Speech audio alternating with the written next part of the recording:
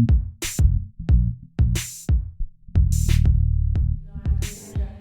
being like probably one of the youngest here. The youngest. The youngest. I've seen the effect it has on like people my age. Like you look, oh my gosh, so and so's getting a car. Oh my gosh, so and so's got this boyfriend. Oh my gosh, they've moved into this flat. Like you're looking at people and you're thinking, oh my gosh, like, I don't have that. I'm still here. I don't got no money. You know, I'm still, and it kind of makes you feel what's going on for me and like. How come they've got this and I haven't? And I think that's why it's really important to find yourself in Christ. Find out who you are in Him, and then it won't be such a, I don't know, like I don't know what the word is. You know when someone feels like so pressing on you, you're constantly thinking about it. Yeah. So I think social media is a bit of a challenge for people younger who don't know who they are. Especially it can be dangerous. I think working with young people who are not necessarily Christians, they're in the world. Social media is a very dangerous place for them because they are very susceptible to certain things and those things become their focus.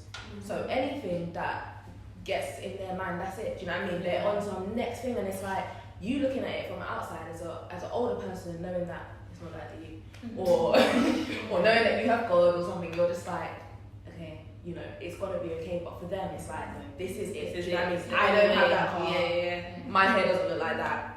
That's it for me. Do you know what I mean? It can be really dangerous, and I think we can look at it and be like, oh, well, that wouldn't get to us. That wouldn't. And sometimes it's also. That's why you have to be mindful about certain things that you're putting out there, because you don't know how that could affect someone else, how someone else will portray that, or just the impact that it could have on someone. And I think you always have to be mindful of that, because there are people that aren't necessarily in the place where you are at, mentally and spiritually, and then the impact that certain things can have. And that's why I think it's a dangerous place sometimes, because not everyone is necessarily putting out stuff that, let's say, you, Afiya, might be putting out there. Do you know what I mean? So, yeah. I was going to say, someone said to me the other day, it's like a highlights reel, isn't it? People's Yeah. lives, it's not Yeah. people's actually. It's not. It's highlights. Even the highlight can be fake. Literally. I was going to say that, like, you're literally comparing yourself to someone else, but more time, what people are putting out there is fake. Like, I know people like that are like, well, I know one person. Like, no, but anyways, this person's an influencer or whatever, and she puts out pictures and this and that, she gets sponsored and stuff.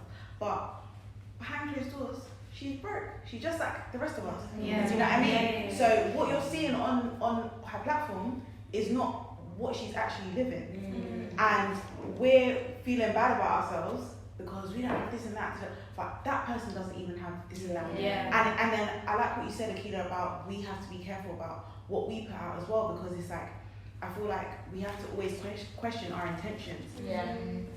I know for me personally, like in the past, I've definitely put things out on social media because it's like, I feel like I need to keep up with like I need to keep up with appearances. Like, appearances, like image gang, like I'll put out this picture of like me and whoever, do you know what I mean? So that everything looks rosy on the surface, but really behind closed doors, it's not that.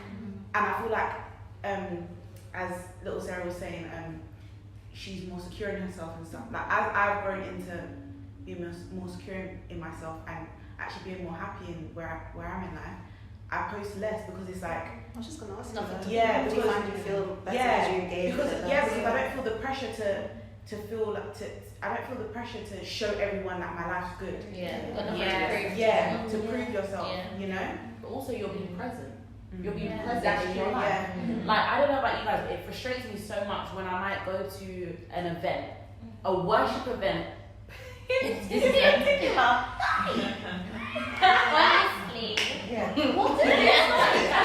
And I'm thinking to myself, I find it so distracting because I just think, wouldn't you rather be in the moment? Forget everybody who isn't here. If you're not here, you're not here. Or they have a media team to do that so that people who aren't there can see it. But you're here.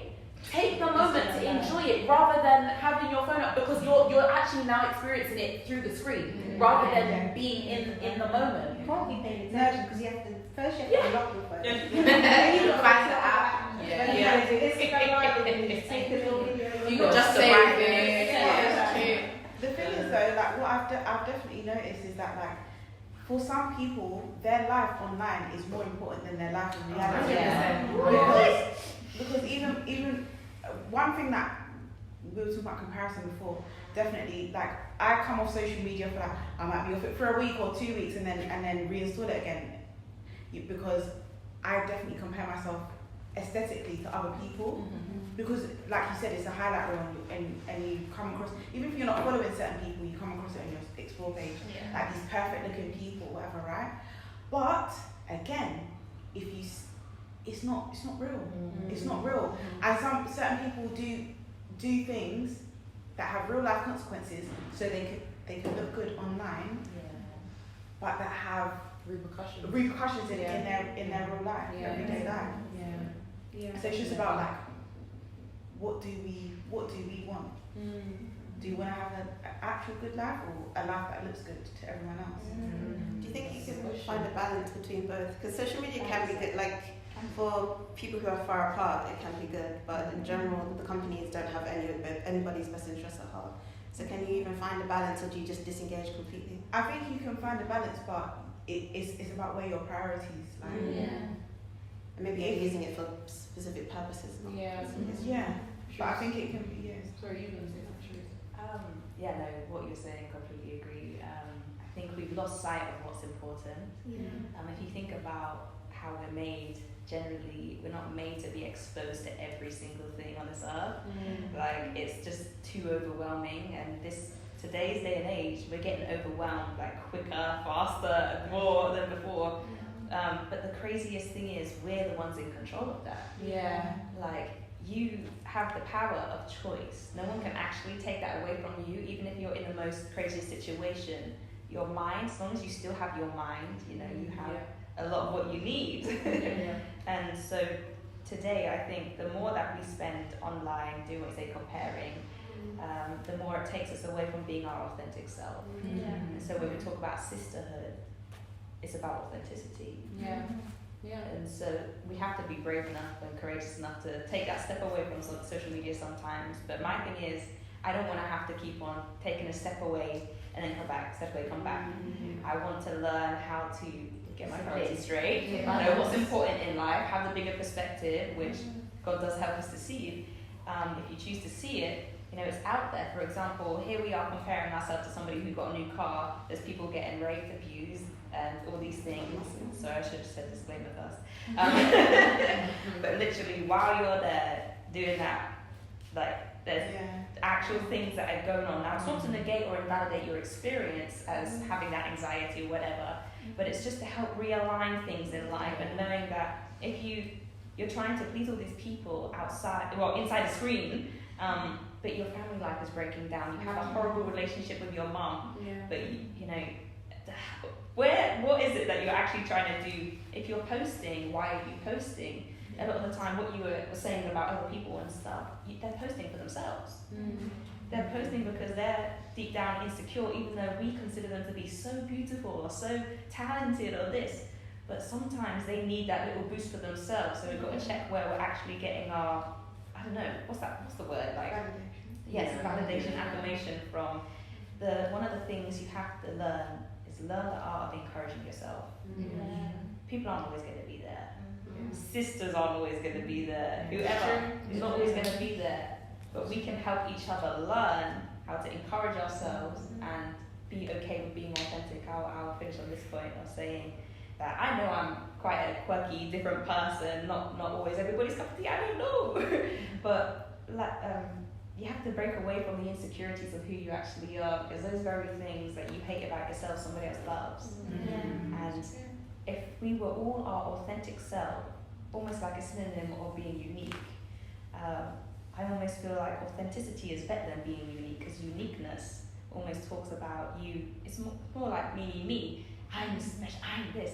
But when you are just you for you, then nobody would be different, because we're all different. So, authenticity. You come to preach tonight? Well.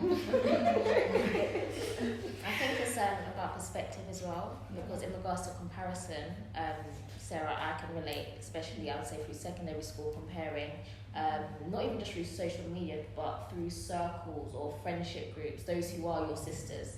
And I think stuff like that, it just takes away from the goodness of God, because you're not thinking about the goodness of God in your life, or things he's done for you, where he's taken you from, or things that you love about yourself, where you're always focusing on them or other rather than what God's done in me. So I think gratitude is a great way to keep centered and focused, just reflecting on what God has done in your life, and then it can lead to you being able to admire others. So not necessarily comparing them, but I think it's also nice sometimes if you see a sister posting like, wow, thank you Lord, like, I'm happy for them, do you know what I mean? And going on that journey with sisters, it's winning together, they're winning, you're winning. So I think being able to admire your sisters is also a beautiful thing, a beautiful part of the journey as well. I agree, and just to add on that point, I think that admiration can actually lead to you kind of disciplining yourself. I think sometimes there is a perspective that can be healthy comparison, where you see people living a certain way or doing certain things a certain way, and you know that you actually need to do better. And it's not that you're doing it to try and be like that, them, or be them. You're doing it because you're aware that actually God's put something in me and I've got room to grow, and this is someone that can mentor me, this is someone that can encourage me. So I think when you're securing yourself, that comparison can actually change to discipline and growing yourself, and sort of, you know, using God's perspective to say, actually, here's someone that I can go to for mentorship and encouragement. I like that. Jumping off the back of what you said, Shan, I think what you were talking about was really about honour. So this month at church, we are in the month of honour. And I think it's important that as sisters, we honour each other. So yesterday was my birthday, as you guys know. And the amount, I love a birthday. Whether it's my birthday, we know. I'm here for a good time. I love a birthday. I don't get them people that don't want to celebrate their birthday. I don't get it. I'm sorry, I just don't get it. You have made it a whole new year. God has given you life. You need to celebrate. But anyway, aside. So I enjoy my birthdays, and one of the best parts for me is that people will send messages and say things that the whole 364 other days of the year I never heard once. And that's not shade.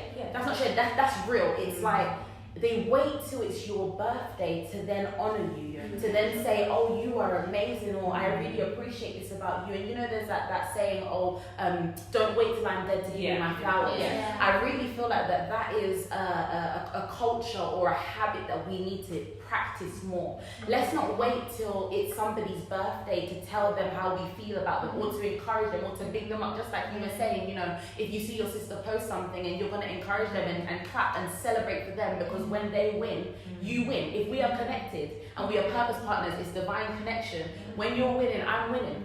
Do you know what I mean? And if you ain't winning, then we need to do something, because you're supposed to be winning, right? So I think that we need to practice honouring each other.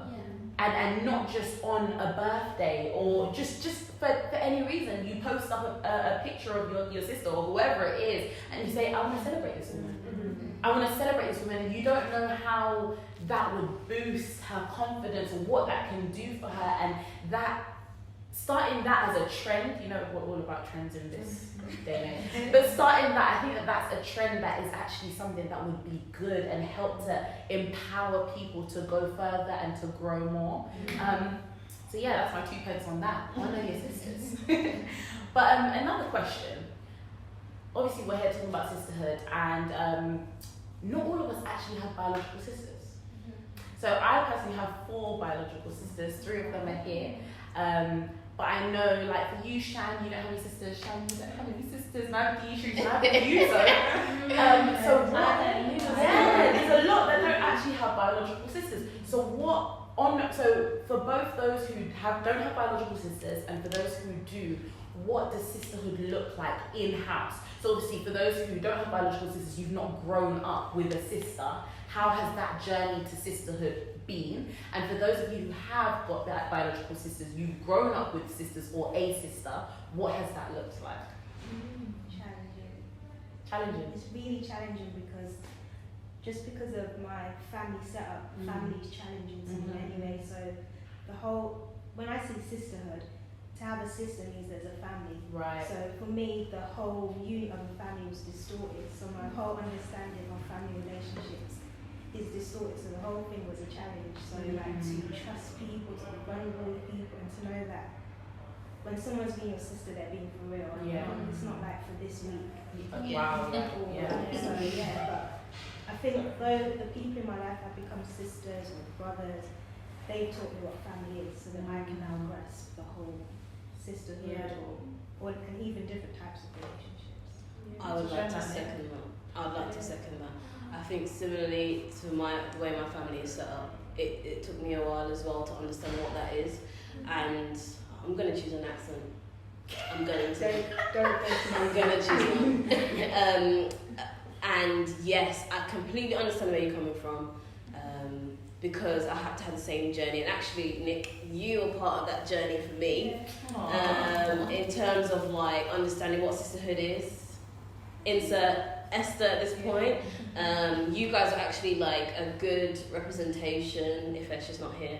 But yeah, when I was in like a really dark place, it was people like you guys who had entered my life, 10 years ago?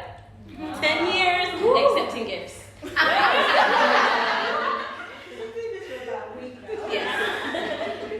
But yeah, I really had to learn what family was at like an adult age, and then sisterhood, like in terms of like it's women in general. It was just the thing was just like, no thanks, I'm okay. Give me a football t-shirt, sit up there with the lads. I'm more comfortable then. I feel like I know what I'm getting. So it has been a real growth period, and usually like a setting like this where it's like let's empower each other as sisters in Christ and all kinds of things, I would have run an exit stage left about 4 years ago. So this is like, whoa. Even the lead up, I actually have to say, thank you for the vision, because even the lead up to this, I was talking to one of my friends, I was like, fam, that's not even me, you know. Just sit in a room full of women and be like, yeah, let's love each other. But like, it's actually a really beautiful thing, and for people like myself, Dion, Nicole, if you want it, for people like us who's like, wow, this is like in the last decade that this is a thing now. I just feel like this platform is going to be really, really powerful and an open discussion. So.